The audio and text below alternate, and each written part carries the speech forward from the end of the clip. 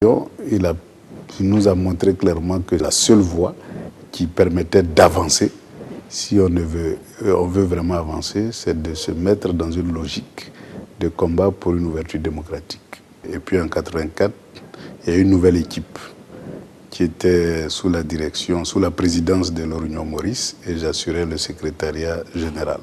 Et nous avons initié les débats autour du combat pour le multipartisme en utilisant comme support le livre de Laurent Gbagbo pour une alternative démocratique. Et les grands acquis, c'est que ça a permis de diffuser le combat d'abord du Front populaire ivoirien à l'extérieur de la Côte d'Ivoire, parce qu'à l'intérieur c'était difficile.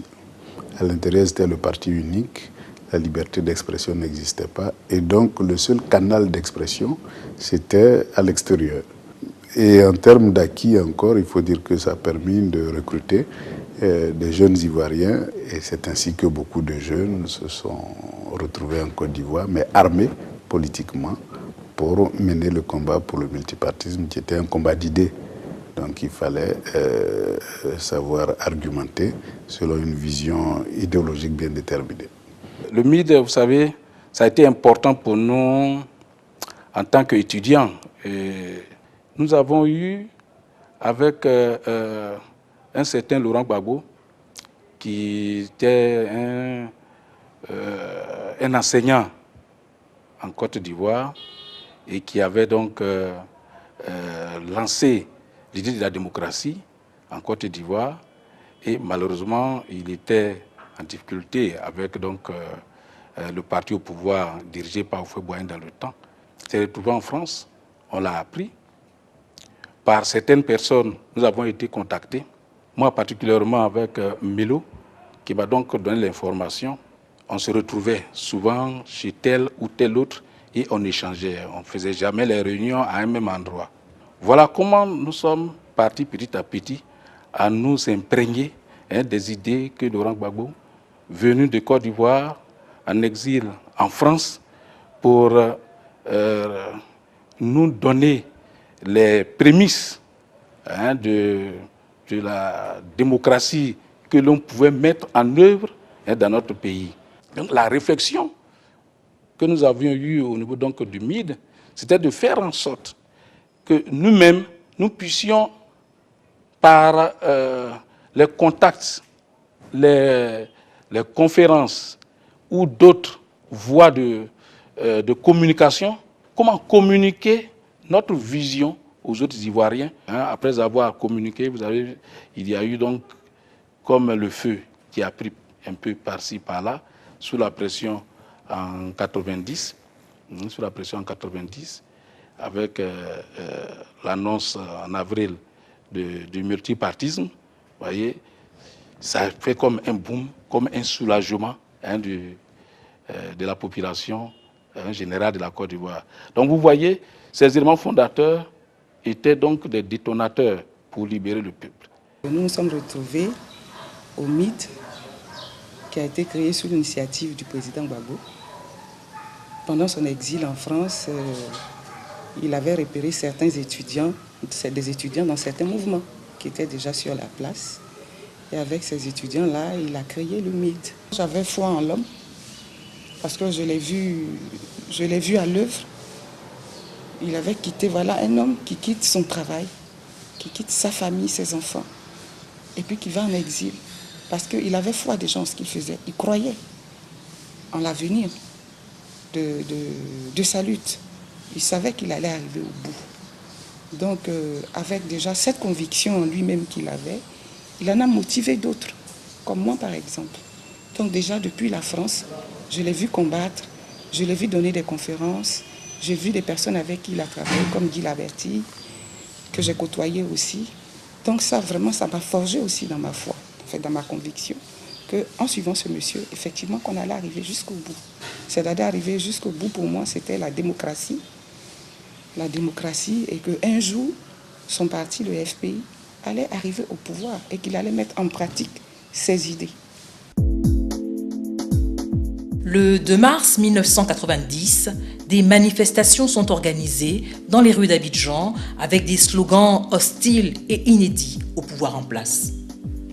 La stratégie de synchronisation de la lutte politique et syndicale dans un contexte de clandestinité permet à l'Union de la gauche, dont le Front populaire ivoirien fait partie, en interaction avec le CINARES dirigé par Ité Marcel et dont Laurent Gbagbo est toujours membre, le CINESI de Laurent Hakoun et de Tapé Kipré, la FESI de Aïpo Martial et d'autres syndicats autonomes, d'arracher de haute lutte le multipartisme des griffes du parti État, le PDCI-RDA.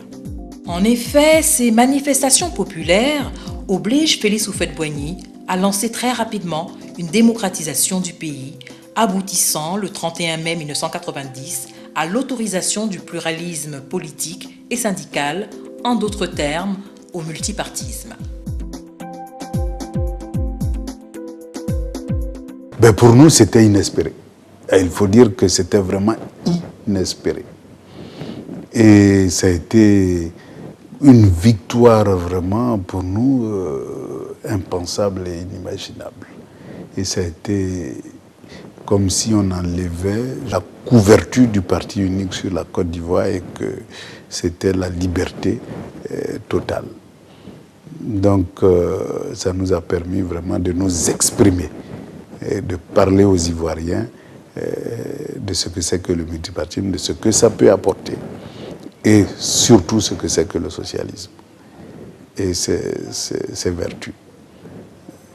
Donc ça nous a ouvert le champ de bataille, et la bataille des idées. Ça y est, le multipartisme est autorisé en Côte d'Ivoire. Donc on pourrait exister, on pourrait faire... On n'est pas obligé de se cacher dans le PDCI. On peut ne pas être du PDCI et exister, oui. On peut critiquer le PDCI publiquement, oui, vous en avez le droit, on ne sera pas poursuivi, non. Ça, c'était nouveau parce que pour ceux qui, comme nous, ont grandi dans le parti unique, c'est bouleversant. Donc, il y a eu un enthousiasme, il y a eu beaucoup de joie, beaucoup de larmes, de la tristesse pour les camarades avec lesquels on a commencé, qui n'étaient plus là, notre propre histoire. Enfin, on va pouvoir s'exprimer. Enfin, on va pouvoir militer à visage découvert. Ça a été une joie, une grande joie. Donc, ça a été une étape qu'il faut prendre comme... en tant qu'historien, les historiens doivent marquer de cela, estampillé en lettres d'or sur un rocher. C'était l'aboutissement déjà de la lutte du président Gbagbo et des personnes qui ont cru en lui. C'était pour ça que nous avons lutté, nous avons marché, nous avons été frappés pendant les marches, nous avons été gazés. C'était pour en arriver là et j'ai été très heureuse le jour de l'annonce du multipartisme. Ce n'est certes pas la démocratie totale et pleine que Laurent Gbagbo évoquait dans son livre « La Côte d'Ivoire pour une alternative démocratique », mais c'est une étape importante, non négligeable, du processus démocratique. Lors de l'élection présidentielle du 28 octobre 1990, le vieux, comme l'appellent affectueusement les Ivoiriens, est confronté pour la première fois à un adversaire particulier. Laurent Gbagbo, qui, malgré les verrous du système institué par le parti État, remporte 18,3% des suffrages, devenant de fait le leader de l'opposition ivoirienne. Aux élections législatives du 25 novembre 1990, le FPI obtient 9 sièges sur 175 et Laurent Gbagbo est élu député dans la circonscription de Ouragayo, au centre-ouest de la Côte d'Ivoire.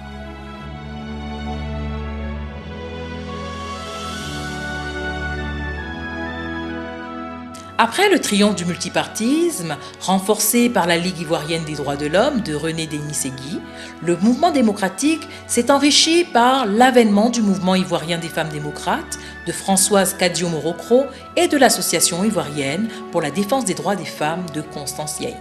Dans cet enthousiasme général qui a précédé le multipartisme, nous avons travaillé aux côtés de collègues qui avaient les mêmes aspirations que nous, de voir notre pays sortir de la logique du parti unique. Tous ceux aujourd'hui qui constituent un peu le Gotha de la politique ivoirienne se sont fréquentés, se sont rencontrés et à ce moment-là, j'ai réalisé avec d'autres que la nécessité d'avoir un mouvement spécifiquement chargé de réfléchir sur la question des femmes se posait. On s'est dit, il faut s'intégrer donc dans ce nouveau paysage politique ivoirien, il faut prendre notre place, il faut créer donc des associations démocratiques. C'est ainsi donc que nous avons pu profiter de cet élan-là pour créer l'AIDF qui est né donc en juillet 1992. Nous avons été aux côtés de Laurent Gbagbo, aux côtés de Francis Vaudier, aux côtés de Zadi Zaourou, Bamba Mori Ferré. Ces noms-là n'étaient pas seulement que des noms d'individus, c'était des symboles très forts, de la Côte d'Ivoire, de la Côte d'Ivoire démocratique. La gauche a représenté l'espoir de beaucoup d'hommes et de femmes dans ce pays. Et Bamba Mori Ferré, Gbagbo Laurent, Zadi Zaourou et Francis Vaudier ont constitué des phénomènes très forts, des images très fortes, des hommes engagés, des hommes courageux, des hommes atypiques même. Parce que chacun, à sa manière, était en train de construire ce pays, d'améliorer ce pays, de renforcer ce pays, et puis de nous démontrer que l'on peut construire sans être forcément au pouvoir, et que le rapport de force peut brutalement changer et s'inverser. Malheureusement, l'Union de la gauche, constituée en 1990 pour la conquête et l'instauration de la démocratie et du socialisme, composée du FPI de Laurent Gbagbo, du PIT de Francis Vaudier, de l'USD de Zadi Zaourou et du PPS de Bamba Mori Ferré, se brise en l'absence de feuille de route consensuelle sur les questions tactiques du processus de démocratisation. Cependant, ces différents leaders restent tous animés d'un idéal commun, à savoir la quête de liberté, d'égalité et de justice, pilier d'une société démocratique. Et c'est ainsi que le 18 février 1992, la gauche ivoirienne et les démocrates dans leur ensemble décident de protester contre le laxisme du pouvoir en place face à la descente violente et barbare des militaires à la cité universitaire de Yopougon le 18 mai 1991. Disons que le 18 février 1992 est l'aboutissement d'un processus qui a commencé le 17 mai 1991. Effectivement, je dirais même le 15. Le 15, une conférence de presse de la FESI a été attaquée par une bande de loupards conduite par Thierry Zébier. Et donc, la réplique a été de protester contre la violation de la liberté syndicale sur le campus. Et donc, le 16 et le 17, nous sommes descendus dans les rues. Et la nuit du 17 au 18, une expédition punitive dirigée par le commandant Fezambi de la FIPAC a massacré des étudiants. À partir de ce moment-là, la mobilisation a gagné toute la Côte d'Ivoire. Il y a eu des marches conduites d'un côté par le Front populaire ivoirien et de l'autre par un collectif de la société civile dirigé par la FESI et la LIDO. Et finalement, on est arrivé à un point d'accord au mois de juin 1991 sur une commission d'enquête. Et c'est effectivement à l'issue donc des travaux de cette commission que le chef de l'État a effectivement dit qu'il ne pouvait pas retourner le couteau contre lui parce qu'il ne pouvait pas arrêter le général Gueye qui avait conduit la FIRPAC. Donc, nous, on a récidivé et le 13 février, on a relancé une autre marche, mais cette fois-ci, que la direction politique du pays a refusé d'autoriser. Et c'est ainsi qu'on s'est retrouvé le 13 dans une bataille de rue entre les forces de l'ordre et les militants de la FESI. À 19h, on a eu une rencontre à la direction du Front populaire avec feu Maître Boga qui dirigeait cette réunion. Quand on a fini la rencontre, sur le coup de 19h50, nous sommes sortis et j'ai été kidnappé par les éléments de l'UIJN qui sont l'unité d'intervention de la gendarmerie nationale.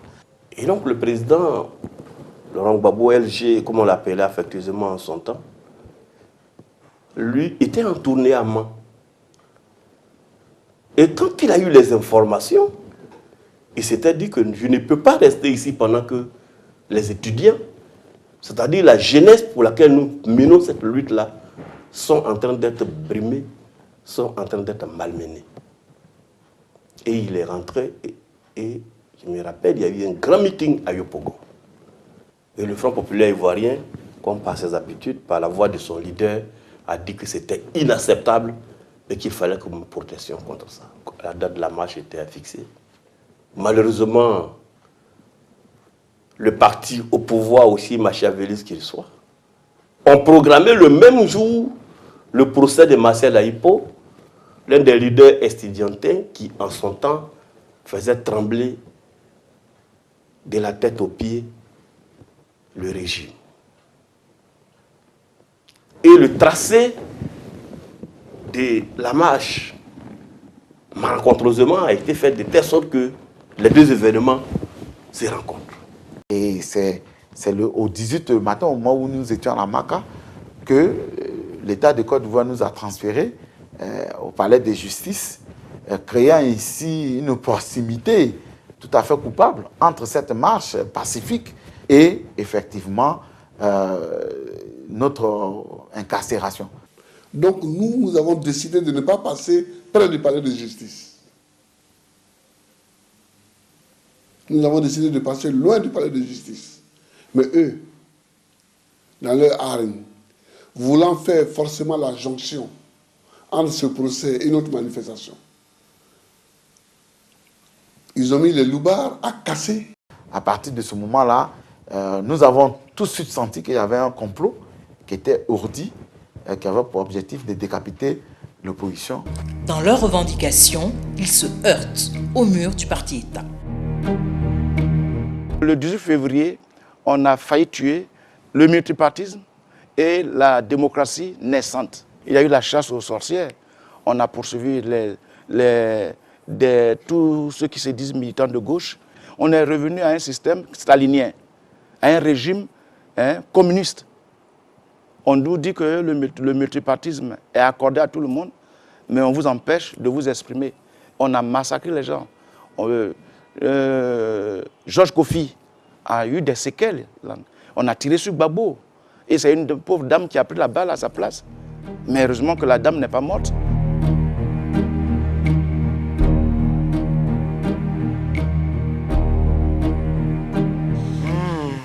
La marche du 18 février.